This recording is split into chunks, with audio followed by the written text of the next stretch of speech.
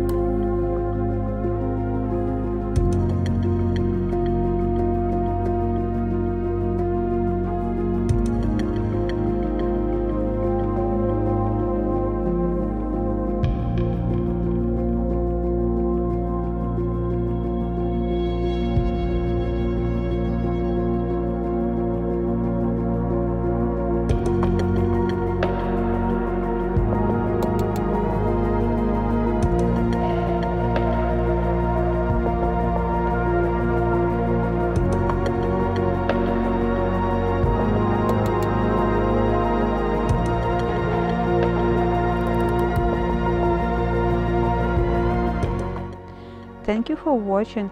Let me know in the comment section below which book would you like to flip through in the next edition.